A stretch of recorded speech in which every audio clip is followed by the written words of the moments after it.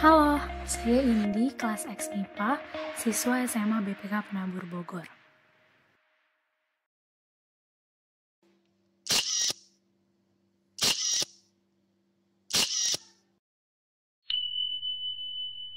Pada kesempatan kali ini, saya akan menjelaskan sedikit tentang agama Islam di Indonesia.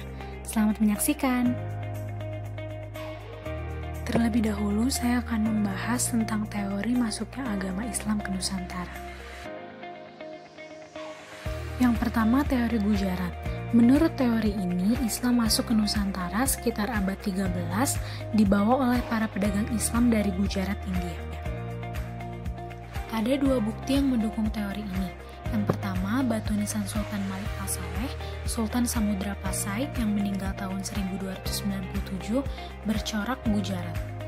Yang kedua, tulisan Marco Polo, pedagang dari Venesia yang menyatakan pernah singgah di Perlang pada tahun 1292 dan mendapati banyak penduduknya beragama Islam serta peran pedagang India dalam penyebaran agama tersebut. Yang kedua, teori Mekah. Menurut teori ini, pengaruh Islam telah masuk ke Nusantara sekitar abad ke-7, dibawa langsung oleh para pedagang Arab. Buktinya adalah adanya pemukiman Islam tahun 674 di Baros, pantai sebelah selatan Sumatera. Bukti lainnya adalah makam seorang wanita di Gresik, Jawa Timur, yang tertulis atas nama Fatimah binti Maimun, serta temuan sejumlah makam di Kralaya, Trawulan, Jawa Timur menggunakan tahun Saka, bukan tahun Hijriah dengan angka Jawa kuno.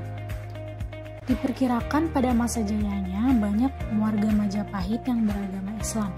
Meski demikian, tidak ada petunjuk siapa yang menyebarkan agama Islam di Majapahit. Yang ketiga, teori Persia. Menurut teori ini, Islam di Indonesia dibawa masuk oleh orang-orang Persia sekitar abad ke-13. Buktinya adalah adanya upacara Tabot, yaitu upacara memperingati meninggalnya Husain bin Ali, cucu Nabi Muhammad, di Bengkulu dan Sumatera Barat setiap tanggal 10 Muharram atau 1 Asyura. Upacara ini juga merupakan ritual tahunan di Persia. Selain itu, ada juga kesamaan antara ajaran Sufi yang dianut. Selanjutnya, saya akan membahas jalur-jalur penyebaran Islam di Nusantara. Yang pertama, jalur perdagangan. Perdagangan merupakan metode penyebaran Islam yang paling kentara, bahkan dapat dikatakan sebagai jalur pertama dan utama penyebaran awal Islam. Sekitar abad 7 sampai abad 16, lalu lintas perdagangan melalui Nusantara sangat ramai. Dalam proses ini, pedagang Nusantara dan pedagang asing dari Gujarat dan Timur Tengah bertemu dan saling bertukar pengaruh. Sebagian dari pedagang asing ini tinggal di wilayah dekat pantai yang disebut Pekojan. Lama-lama jumlah mereka semakin banyak, demikian juga pengaruh Islam di tempat tinggal mereka. Para pedagang itu menjalin kontak dengan para adipati wilayah pesisir dan perlahan-lahan masuk ke lingkaran pusat istana. Ketika raja-raja dan para bangsawan memeluk Islam, rakyatnya dengan mudah mengikuti. Setelah memeluk Islam, baik rakyat biasa, pedagang Nusantara maupun keluarga istana ikut menyebarkan Islam ke kota-kota pelabuhan dan pesisir yang lain. Saluran penyebaran Islam selanjutnya adalah melalui perkawinan. Pedagang-pedagang dan juga keluarganya menikah dengan perempuan pribumi, putra-putri bangsawan atau adipati, dan bahkan dengan anggota keluarga kerajaan. Hal ini sangat berdampak positif terhadap perkembangan Islam. Pedagang dan ulama itu mensyaratkan perempuan idamannya untuk mengucapkan kalimat syahadat terlebih dahulu. Anak-anak hasil pernikahan itu pun cenderung mengikuti agama Islam yang dianut oleh orang tuanya. Perkawinan anak-anak kaum bangsawan dan raja punya dampak lebih positif. Mereka mudah mempengaruhi istana untuk mendukung penyebaran Islam. Lama-kelamaan seluruh anggota istana memeluk agama Islam.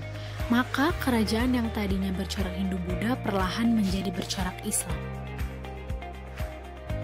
Yang ketiga, saluran pendidikan.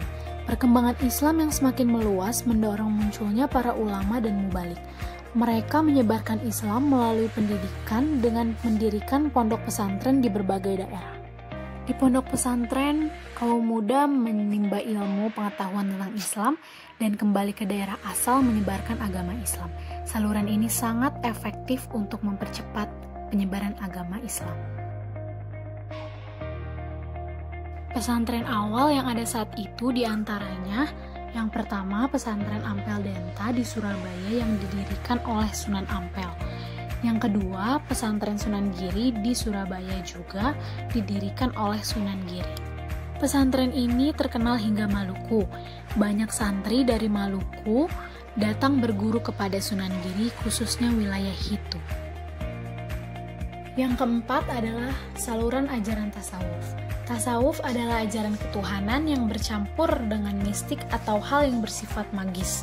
Ahli-ahli tasawuf biasanya memiliki kekuatan magis dan keahlian dalam bidang pengobatan. Kata tasawuf berasal dari kata sufi yang berarti kain wol yang terbuat dari bulu domba. Istilah ini muncul karena para ahli tasawuf biasanya menggunakan jubah yang terbuat dari wol. Ajaran tasawuf diperkirakan masuk ke Nusantara sekitar abad ke-13, tetapi baru berkembang pesat sekitar abad ke-17. Ajaran tasawuf ini banyak dijumpai dalam cerita-cerita babat dan hikayat dari masyarakat setempat. Ajaran ini mudah berkembang terutama di Jawa karena ajaran Islam melalui tasawuf disesuaikan dengan pola pikir masyarakat yang masih berorientasi agama Hindu. Yang kelima, saluran dakwah. Penyebaran Islam tidak dapat dilepaskan dari peranan para wali. Ada 9 wali yang menyebarkan agama Islam dengan cara berdakwah yang disebut juga wali songo. 9 wali itu adalah Sunan Gresik, Sunan Gunung Jati, Sunan Ampel, Sunan Giri, Sunan Bonang, Sunan Kudus, Sunan Kalijaga, Sunan Muria, Sunan Derajat. Yang keenam, saluran kesenian. Agama Islam juga disebarkan melalui kesenian. Beberapa bentuknya, yang pertama wayang oleh Sunan Kalijaga, gamelan oleh Sunan Bonang, buku seperti tasawuf dan hikayat, serta babat. Selanjutnya saya akan mengemukakan opini saya mengapa agama Islam bisa diterima dengan baik dan cepat di Indonesia. Yang pertama, Islam disebarkan dengan cara yang damai. Tidak memerlukan kekerasan maupun pemaksaan, para penyebar agama Islam di tanah Indonesia justru menggunakan cara yang damai dan aman. Yang kedua adalah syarat memeluk Islam yang sangat mudah. Seseorang sudah menjadi penganut agama Islam apabila ia telah mengucapkan beberapa kali kalimat syahadat dan meyakininya dalam hati. Yang ketiga, Islam tidak mengenal kasta. Islam memiliki pandangan bahwa seluruh manusia mempunyai derajat dan kedudukan yang sama. Yang keempat, disebarkan melalui kesenian. Indonesia sebagai negara kepulauan memiliki beragam suku, etnik, ras, dan kesenian yang berbeda. Menyadari hal tersebut, para penyebar agama Islam tentu tak mau menyia-nyiakan kesempatan dengan menggunakan akulturasi agama Islam dan kesenian yang berkembang. Dan yang terakhir, saya akan membahas tentang peninggalan Islam di Indonesia yang ada hingga kini. Yang pertama dapat kita lihat dalam bidang seni bangunan. Ada makam dengan sistem punden berundak atau berbukit-bukit dan bangunan masjid, terutama di Pulau Jawa, berbentuk seperti pendapa, yaitu balai atau ruang besar tempat rapat dengan komposisi ruang berbentuk persegi beratap tumpang. Yang kedua, bidang seni rupa. Dalam ajaran Islam dilarang menggambarkan makhluk hidup dalam bentuk lukisan ataupun patung. Oleh karena itu, muncul berbagai ide kreatif yang justru memperkaya corak dan estetika seni rupa dalam dunia Islam, berupa gambar dekoratif, abstrak, hingga kaligrafi. Yang ketiga dapat pula dilihat dari sistem kalender. Sultan Agung dari Mataram menciptakan kalender Jawa dengan menggunakan peredaran bulan Komariah seperti tahun Hijriah Islam. Pada kalender Jawa, Sultan Agung melakukan perubahan pada nama-nama bulan.